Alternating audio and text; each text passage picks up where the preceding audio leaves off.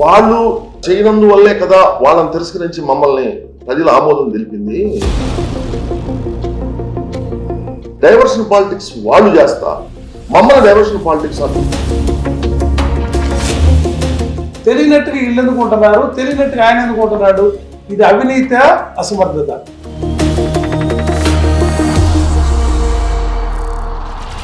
Assembly వేదికగా ఈ ప్రజా సమస్యల మీద కొట్లాడచ్చు కదా. భయపడే కదా. తెలుగుదేశం పార్టీకి హెచ్చరిక, ప్రభుత్వానికి హెచ్చరిక. ఏంటి మళ్ళీ మీ బల ప్రయోగం ఏంది? చెప్తున్నాం కదా, డే బై డే మేము 2 నెలల నుంచి నిద్ర లేపుతుంటే నువ్వు పట్టనట్టుగా తెలియనట్టుగా నటిస్తూ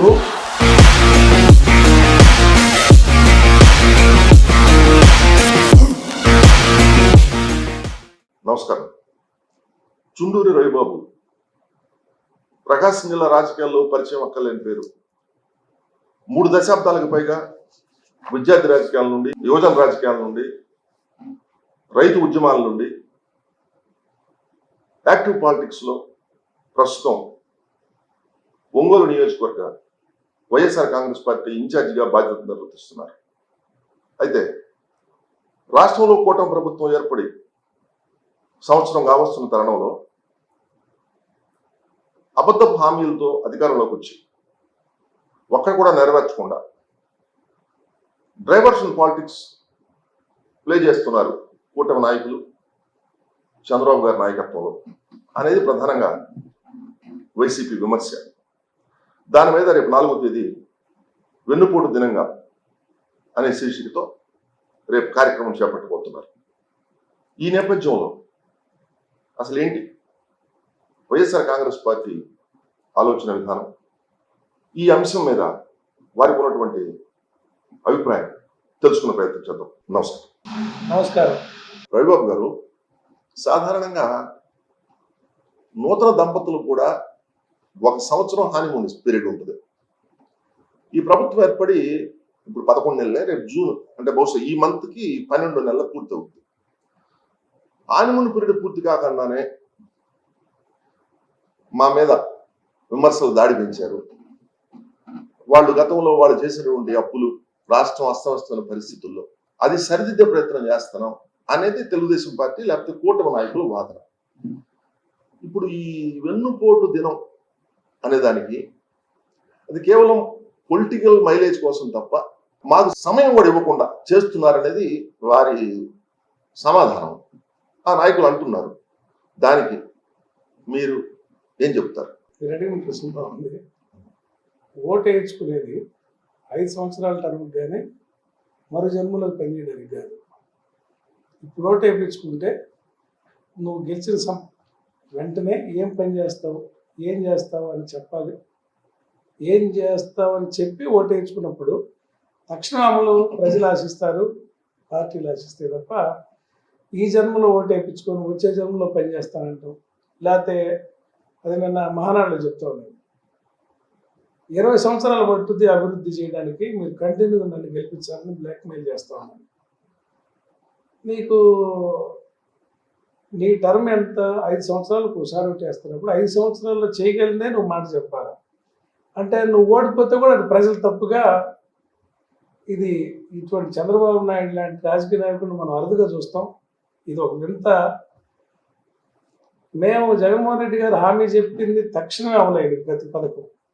మీరు హామీ చెప్పి అప్పుడే ఊపిరా నీరంటారు. ఇది జగన్మోహన్ రెడ్డి గారు చెప్పింది ఏంటంటే, నేను 75,000 కోట్లు సంక్షేమం ఇస్తున్న సంవత్సరానికి, మీరు ఇచ్చిన హామీలు 1,65,000 కోట్లు ఉంటాయి అని చెప్పినప్పుడు మీరు నేను సంపద సృష్టిస్తా, నేను పంచుతా, వీళ్ళందరూ తింటున్నారు అని చెప్పినవి ఏది? అదే నువ్వు ఇప్పుడు జగన్మోహన్ రెడ్డి గారు ప్రతి రూపాయిని డైరెక్ట్గా బెనిఫిషియర్స్ అకౌంట్లో డబ్బులు పెట్టాడు. దాంట్లో ఇటువంటి ₹1 అవినీతి కూడా లేదు. నువ్వు 1,65,000 కోట్ల హామీలు ఇచ్చావు, ₹1 పనిచేసింది లేదు. ప్రధానంగా పెన్షన్ వాళ్ళు చెప్పి అంటే కూటమి సమాధానం, పెన్షన్ 4,000 చేసాం. తర్వాత ఈ రహదారులు అస్తవ్యస్తం ఉంటే రహదారుల మీద గుంట్లన్నీ పూడ్చాం. ఒకటో తేదీ జీతాలు ఇస్తున్నాం, 10,000 కోట్ల ఉద్యోగులకి బకాయిలు ఉంటే అవి ఇచ్చాం. ఇవన్నీ సర్దుకుంటున్నాం కదా. వాళ్ళు చేయనందువల్లే కదా వాళ్ళని తిరస్కరించి మమ్మల్ని ప్రజల ఆమోదం తెలిపింది. కేవలం పొలిటికల్ స్టంట్ చేసిన నేరాల్లో వాళ్ళ నాయకులందరూ వరుసగా జైలుకి పోతున్నారు కాబట్టి డైవర్షన్ పాలిటిక్స్ వాళ్ళు చేస్తా మమ్మల్ని డైవర్షన్ పాలిటిక్స్ అంటున్నారనేది కూటమి వాదన. దానిపై మీ అభిప్రాయం ఏంటి? మా ప్రభుత్వంలో 3,000 రూపాయలు ఇస్తున్నాం పెన్షన్, దాన్ని 4,000 పెంచారు. ఓకే, నిజమది. తగ్గించిన ఎన్ని పెన్షన్లు తగ్గించిన ఎన్ని అనర్హులు తొలగిస్తారు కదా. తగ్గించిన దాంట్లోనే ఆ 1,000 రూపాయలు పెంచి అక్కడికక్కడ సరి చేశారు. మీరేమన్నారు? రహదారులు రిపేర్లు అనేది మీరు ఇప్పటికిప్పుడు మీరు వచ్చి శాంక్షన్లు ఇచ్చి టెండర్లు వేసి చేసినవి కాదు. ఇవన్నీ జగన్మోహన్ రెడ్డి గారి చివరి సంవత్సరంలో టెండర్లు పిలిచినవి. ఆ రోజుల్లో బిల్లులు ఆపుతారనే ఉద్దేశంతో, బిల్లు రాదనే ఉద్దేశంతో వర్కులు చేయకపోతే అవి మీరు వచ్చాక వర్కులు చేయించుకొని మేము చేసామంటున్నారు. ఇప్పుడు ఒంగోలు ఉండే ఉదాహరణకి, ఒంగోలులో జరిగిన వర్కులన్నీ కూడా ఇప్పుడు గవర్నమెంట్లో శాంక్షన్ వచ్చినాయి కాదు. ఈ ప్రభుత్వం అసలు వీళ్ళు ఎప్పుడు పోయి మంత్రుల దగ్గర కేటాయింపులు ఇచ్చారు, ఎప్పుడు ఎస్టిమేషన్లు ఇచ్చారు, ఇవన్నీ గత ప్రభుత్వంలో మా ప్రభుత్వంలో శాంక్షన్ చేసి ఇప్పుడు ఎగ్జిక్యూట్ అయ్యింది. వచ్చిన వెంటనే మీరు వారి పుట్టి మీద చేయించుకున్నారు, మేము బిల్లులు ఇస్తామని హామీ చేయించారు తప్ప ఇవన్నీ గత సంవత్సరం జరిగినాయి. మా ప్రభుత్వంలో అధిక వర్షాల వల్ల పనులు మొదలు పెట్టడానికి కూడా ఆటంకాలు కలిగింది. అంతే తప్ప మీరు సరే ఇవన్నీ కాదు. ప్రతి మహిళకి పెన్షన్ ఇస్తా ఉన్నారు, 40 సంవత్సరాలు దాటి 50 ఏళ్ళు దాటితే పెన్షన్ ఇస్తా ఉన్నారు. ప్రతి ఆడబిడ్డకి నెలకు 1,500 ఇస్తా ఉన్నారు. ప్రతి నిరుద్యోగికి ఉద్యోగం ఇప్పిస్తా అన్నారు. 20 లక్షల ఉద్యోగాలు అన్నారు, లేకపోతే 3,000 రూపాయల డబ్బులు అన్నారు. నిరుద్యోగ వృత్తి అని చెప్పారు. ఇప్పుడు నిరుద్యోగులు వెనుపోటు పొడిచారు, ఆడబిడ్డలు వెనుపోటు పొడిచారు.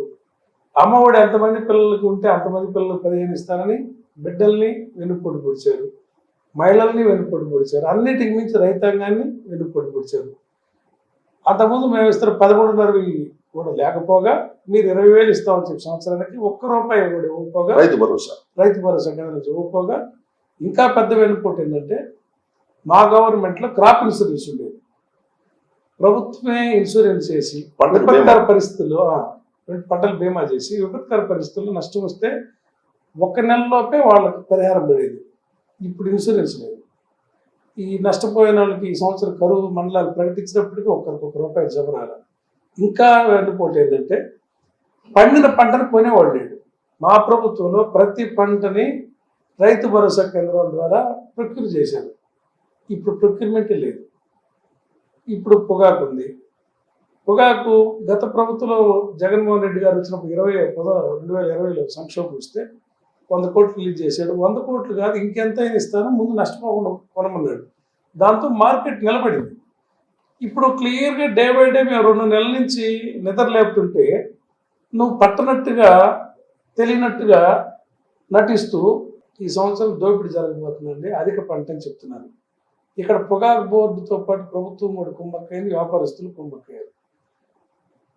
పోయిన సంవత్సరం కంటే ఈ సంవత్సరం 20% అధికంగా అనుమతించారు బోర్డు. దాన్ని నమ్మి నిరుడి కంటే 20% అధికంగా అనుమతి ఉంది కాబట్టి ఎక్కువ ధర వస్తుందనే ఉద్దేశంతో పోయినసారి ధరలు వస్తాయని కౌళ్ళు పెట్టి కూలి రేట్లు పెంచుకొని నారు పెంచుకొని సేద్యం చేస్తే వర్షాలు పడి 3 సార్లు నాటు వేయాల్సి వచ్చింది. ఖర్చు పెరిగింది, నారు ఖర్చు పెరిగింది, కూలి ఖర్చు పెరిగింది, ఎరువులు ఖర్చు పెరిగింది. తర్వాత తూకం తగ్గిపోయింది. పంట వచ్చినాక తూకం తగ్గిపోయింది. వీళ్ళు చెత్త అంటే వెయిట్లెస్గా అట్టులోకి వచ్చింది. 30% ఖర్చు పెరిగింది, 30% దిగుబడి తగ్గింది, 30% ధరని మోసం చేస్తున్నారు. అంటే రైతులు నిరుడికి ఈ రోజున సగానే సగం, అంటే ఖర్చు అమ్మకంతో పోలిస్తే సగానే సగం తేడా. ఈ సంవత్సరం రైతులు దారుణంగా నష్టపోతున్నారు దేవుడా అని మేము 2 నెలల నుంచి చెప్తుంటే ఈ ఎమ్మెల్యేలు ప్రజాప్రతినిధులు వీళ్ళందరికీ తెలుసు పొగాకు గురించి. తెలుగుదేశం ప్రభుత్వానికి కొత్త కాదు. గతంలో కూడా చంద్రబాబు బతి నడుచుకొని సొసైటీలకు 5 కోట్లు ఇచ్చేవాళ్ళు.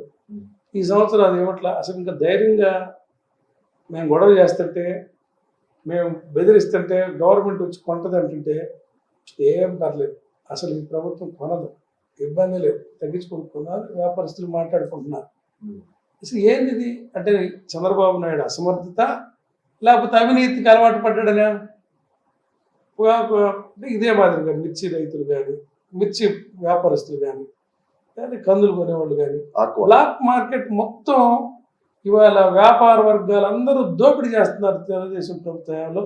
ఏ రైతుని కూడా కాపాడే పరిస్థితి తెలుగుదేశం లేదు.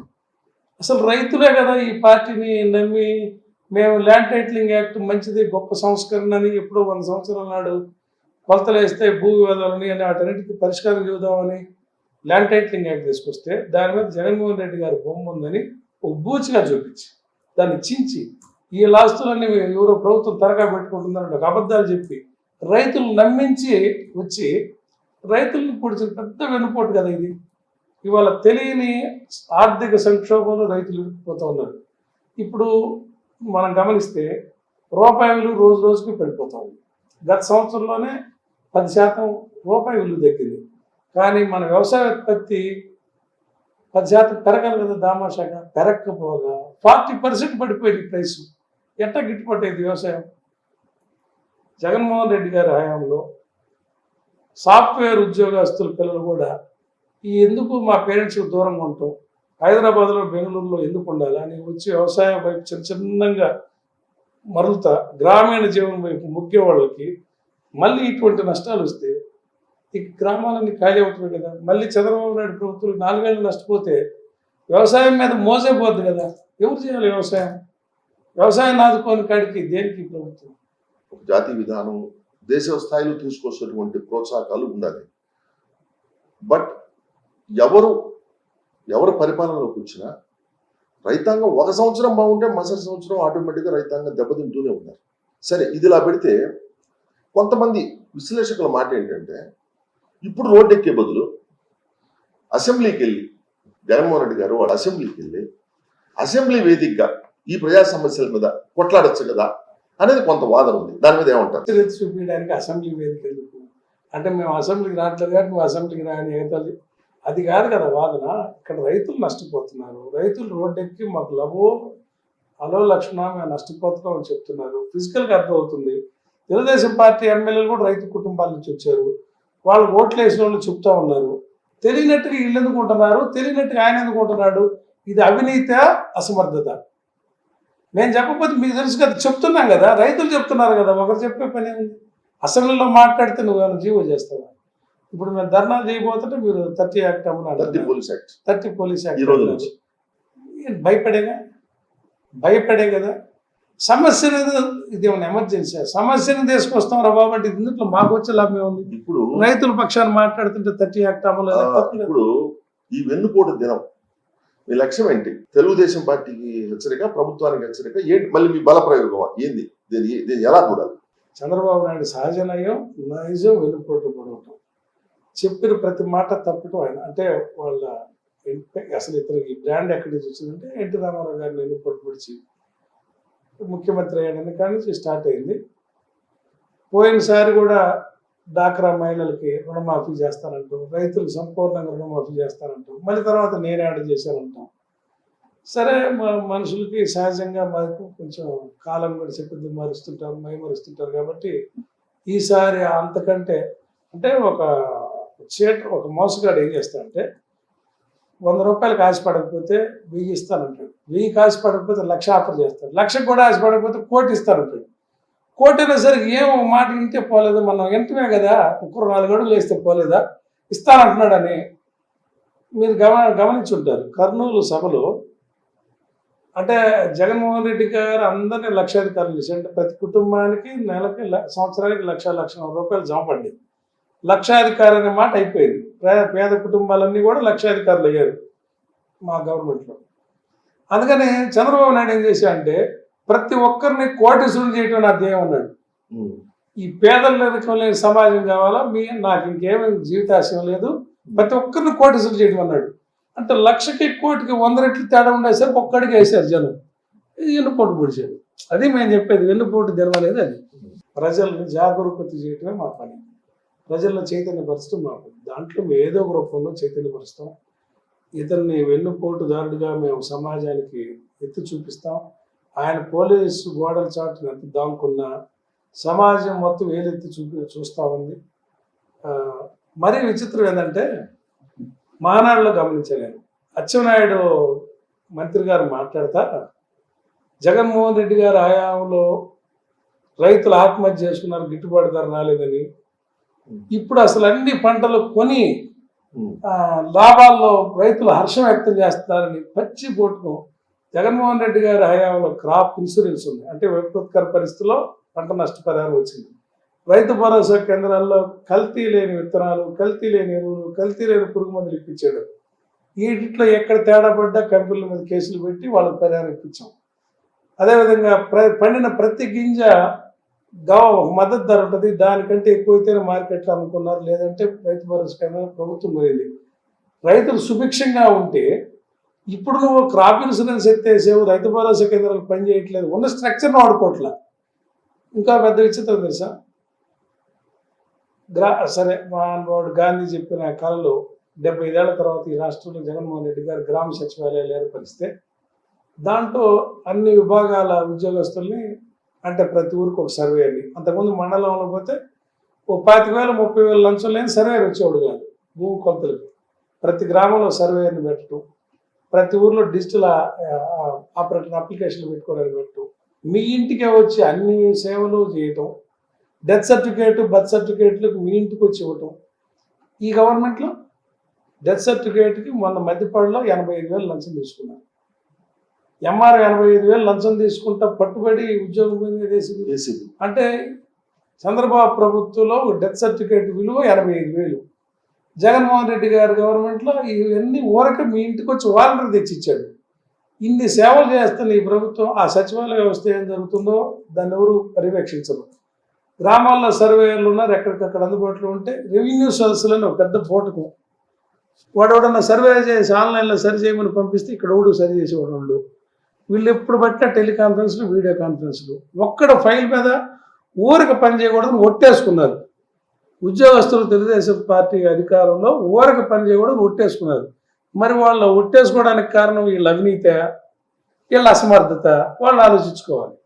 లక్ష్యం ఈ కార్యక్రమాన్ని ఇటు పరిస్థితుల్లో ప్రజల్ని అప్రమత్తం చేయటం, ప్రభుత్వ అసమర్థతని, ప్రభుత్వ వైఫల్యాలని ప్రజలకు తెలియజేయడానికి వైఎస్ఆర్ కాంగ్రెస్ పార్టీ పనిచేస్తుందని ఒంగోలు నియోజకవర్గ వైఎస్ఆర్ కాంగ్రెస్ పార్టీ ఇన్ఛార్జ్ చుండూరు రవిబాబు గారు తెలియజేశారు.